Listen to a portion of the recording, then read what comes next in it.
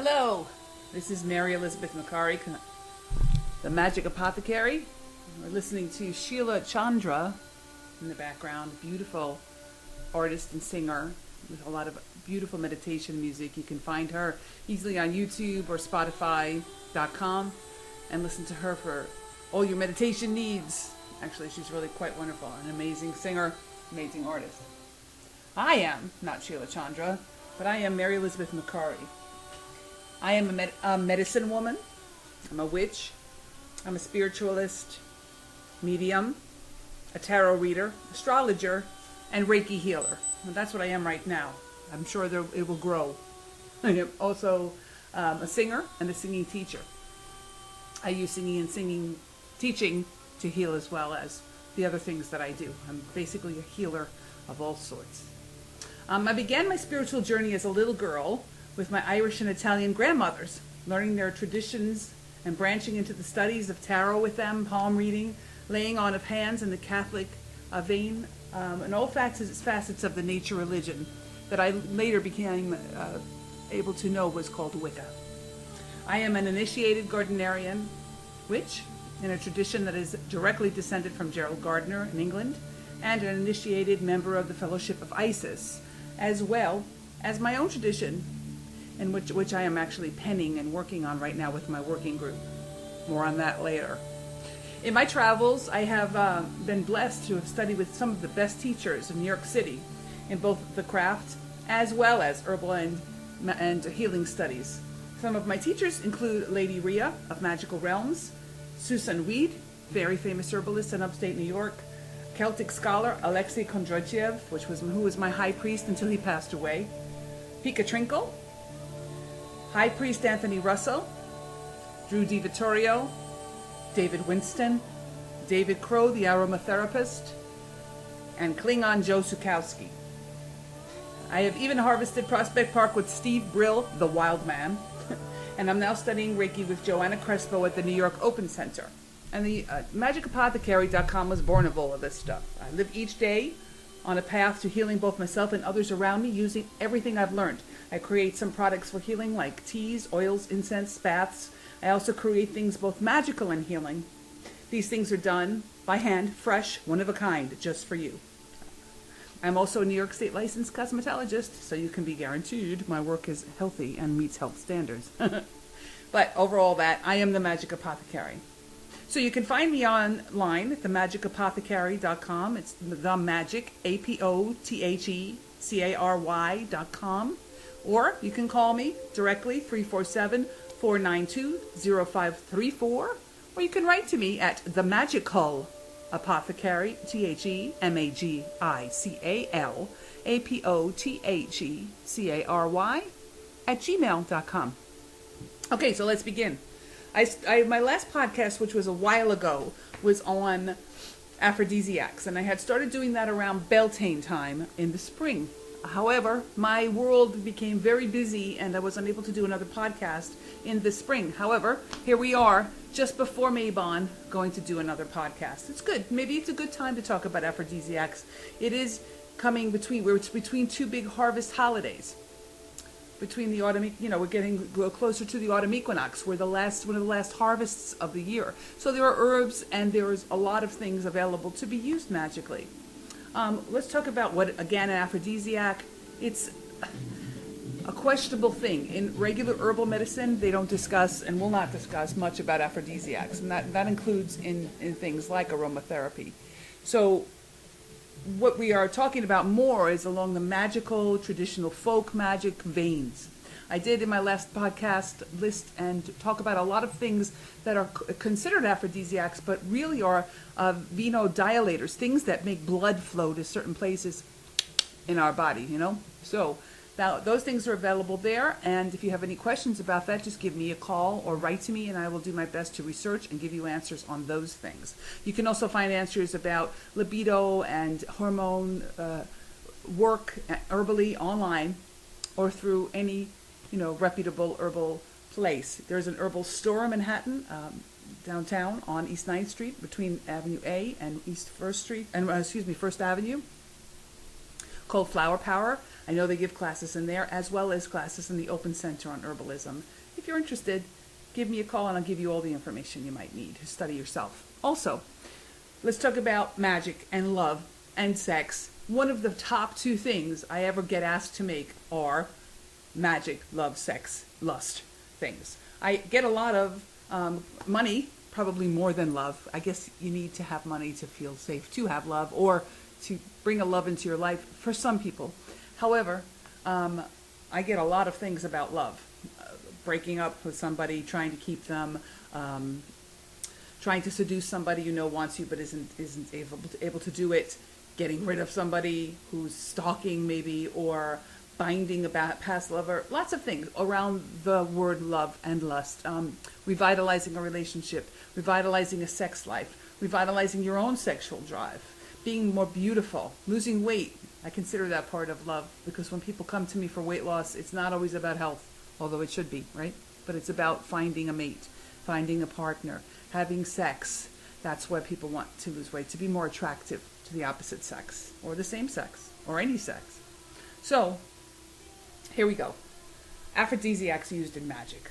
If you do an internet search, you will find some listings that are a little odd. Like, you'll find things like avocados and asparagus mixed in with things like roses and carnations and lavender and beautiful smelling things. The reason for this, finding vegetables that are phallic, as in asparagus, or vaginal or yoni shaped, as in avocado, and soft and moist, like a vagina might be, are used to symbolize. And in magic, we use a lot of symbolism. We use the color green also for life and vitality, and also it represents the heart chakra, the green heart chakra. So using a green vegetable in this way is totally cool and great. And this is one of the reasons oysters come into play. Oysters are very sexual, not only in maybe the way they move, the way they look, but in the way they taste. If you know what I'm talking about, you know what I'm talking about. Okay, so anyway, if you look at an herbal listing, either on the Cunningham Incense, Oils, and Brews book, great book to have on your shelf as a witch. Cunningham's Incense, Oils, and Brews, highly recommended. Also, if you look on a Google search, you will find thousands sometimes listed in alphabetical order. So which to choose? How do we do this? Well, when you're creating magic, say we are creating magic, we've looked at the healing herbs. Now let's look at the magic. How do we transfer it? So the first thing you want to do is, who is it that you want to work on? Usually, most witches will say to you, you really ought not to be playing games with anybody else's will. In other words, if somebody doesn't love you, trying to get them to do so is kind of black magic, because it's manipulation. Now, not everybody believes that. Many people do, though. And if you think about it, it's maybe not black, but sort of kind of gray magic. If they don't really want you, should you really be playing with love magic and sex magic? Maybe not. Remember that everything you do comes back to you. Some people say threefold, some people say 9 times. So as much as you ask for someone to love and lust after you, you're going to end up loving and lusting after them 3 times more than you already do, with them only coming back 1/3 of that. Not so satisfying, right? Yeah, I've tried it. Don't work. Anyway, if you do know a person is in love with you, and you're in a good relationship, or you're having the beginning of a relationship, and you know that there's a chemistry, and you know that there's something happening, using magic to just bolster that is not terrible, okay? So, first thing first, we want to work on ourselves first. Also, we want to move any blockage out of our way first. So anytime you're doing magic, sometimes it's mostly best to do something that removes the blockages first. So things like black candles during the waning moon, when the moon is getting slimmer in the sky and going to dark, is a time to remove blockages to this love that you want and desire, and the sex that you want and desire. So using a plain black candle anointed with some oils that turn you on, perfect way to go. If you'd like someone to create for you an unblocking, uncrossing oil, I do that. That's one of my specialties. Get in touch. I'll make you one. I make candles as well. I dress them as well. There are other places in the city, in New York, you can get those things done for you. Enchantments is one place. Magical Realms is definitely another place. So lots of choices, or you can make it yourself. I always find it better when you make it yourself, coming from you. So a black candle. You can find maybe in a 99-cent store, a dark candle. If you can't find a black candle, you can find a white candle and call it a black candle. White candles are all purpose. So you anoint your candle with your uncrossing oil, with your removal of blockages oil, whatever way you want to call it. You can create one. I'll talk about that in the future. And you burn it down. And then you look for a candle or a way to open the door. So if it turns you on to think of avocados as seducing your female partner by igniting her vagina, do so. If it works for you that your lover's penis is like an asparagus stalk and you want to use that, do so. If you want to feed your lover an avocado to give him the hint that you're available to him, do so. It's up to you. You can also use candles, anoint those, as I said, with the black candle. You can use red candles, you can use pink candles. You can also create a bath for yourself. You can create a perfume for yourself. You can create a solid perfume for yourself using just a little of beeswax and some oil. You can create all kinds of makeup that can be filled with essential oils that bring sex and love to the surface. You can wear stuff in your hair that brings people to you. You can carry powder in your pockets that it brings people to you, and the specific person you want will be amongst the people that are brought to you. You can use writing. You can anoint a scroll with oils and carry that in your pocket. You can wear a necklace anointed with oils and carry herbs. Just carry herbs in your pocket. It's up to you. It's your imagination. How you want to use herbs, how you want to use the magic is up to you. Some of the things that I make that I know work, and I know that they do because I've tried them, work really well, are roses. Now, not just any rose. Rose of Damascus. Now, this is one of the rarest roses on the planet. Not one of the rarest roses. Let me take that back. It's one of the rarest essential oils and one of the most expensive essential oils that there are on the planet. Rose of Damascus. An ounce of this is going to cost you a whole bunch of money. However, you can get it diluted in jojoba oil. You can get it diluted in almond oil, and you can still use it. So I recommend, above all other things that I use for aphrodisiac magic or sex and love magic, Rose of Damascus. I use it all the time, and I use mine organic. You can get some of that online. You can look. I tend to try to find it at really reputable places that work with sustainability. Floracopia, FLORACOPIA.com is an online source for things, essential oil things that are made in a beautiful, sustainable way, sustaining the earth, sustaining farmers, sustaining the plants themselves. So take a look over there for your essential oils if you're interested in sustainability, and the most pure I think I've ever smelled and dealt with ever. So there's that. Essential oils are a good way to go when you want to work with herbal medicine. They're easy. You can use them in carrier oil. You can dilute them in any oil you're not allergic to. Be careful if you have nut allergies not to use almond oil or walnut oil or peanut oil. Of course, you may know that. You can find jojoba oil. You can find avocado oil. Lots of things easy to find online and through different catalogs. Many of the herbal places that sell herbs also sell essential oils, and they also sell carrier oils. On my website, themagicapothecary.com, I just put up a blog today for you guys for a listing of all the magical herbs, pretty much in alphabetical order, that is easy to look through, and also where I get my herbs and stuff. So those links are there for you to pick up. So, Rose of Damascus. Jasmine, another big one. Night jasmine. Why? Think about it. Night jasmine. It's love and sex tend to happen, not always, for the lucky ones of us out here, but they tend to happen at night. So the smell of jasmine wafting through a window at night as your lover lays naked in your arms is beautiful, sensual, and jasmine smells so good. So there's one. Another one. Also Neroli. Neroli. Neroli. Another one. Okay, so these are oils you can use and blend them into anything you want. Now, herbs. We talked a little bit about Damiana. As it's an aphrodisiac from Mexico, or they say it's an aphrodisiac. It also helps to relax people a great deal, and it sort of has the same beginning feeling as cannabis, marijuana does, but it doesn't get you stoned. It just makes you in that same relaxed state. So Damiana is a nice way to drink a little Damiana tea. You can put Damiana in food. Excuse me, it tastes like a little bit like oregano. It can be used that way as well. So a tea of Damiana might help. Oat straw, a nice relaxant as well. Oat straw is just oats. Just help you to relax. You can also use all sorts of mixtures and blends of teas. You can drink rose petals. Those are edible and drinkable. Please, if you do, buy them organic or from your own garden or from someone's garden who you know. Don't just pick them off the street. You really don't know if they're clean or if they don't have pesticides on them. When you are foraging, if you do, please be careful about where you forage. Please don't pick up herbs that might have pesticides on them, particularly in New York City. In parks, they may be covered with things we don't know, so be careful.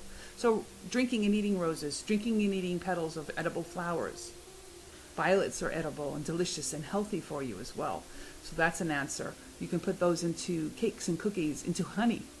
Any kind of, you can make a love honey, which is really seductive and delicious, and let that sit for several days. You put in rose petals, you put in things like cinnamon and cayenne pepper for heat and delicious spice, and then you can put in things like oregano, Damiana, basil. Basil is a beautiful taste in honey, believe it or not. And bay leaves, laurel, that is sacred to Venus, Aphrodite, Aphrodisiac, the goddess of love, right? So those are some ideas. You can burn incense. You can burn oils in a burner. You can use an essential oil mister to fill the air with these smells. You can bathe in these things. If you do use essential oils in the bathtub, please always mix them in salt, because otherwise they'll just float on the surface and be useless. So mix them in a bath salt, so mix them in Epsom salts or regular old baking soda and table salt. So all this talk, and you can see there's a lot of the things that you may have in your own home. Cinnamon, I mentioned roses, I mentioned cayenne pepper, I mentioned Damiana or oregano, I mentioned bay leaves or basil. All these things are available to you in your house. So these are great ways to start thinking about using seductive love magic. Gather to yourself the things that symbolize to you what you want to have happen. Be it vegetables, be it writing, be it a poem, be it a bowl of water with petals floating upon it full of the moon light through the window. Any way you want to do your magic. Use rose quartz. That's another way to use magic or to use power in the form of a stone. Rose quartz is said to bring love, to open the heart chakra, to heal the heart as well. Lots of ways to go, right? Lots of things to think about. Lots of ideas. Use your creativity. There are people who I know who bake bread to seduce people. I've baked cookies to seduce people with these very same herbs inside of them. Chocolate, by the way, is a known aphrodisiac for women.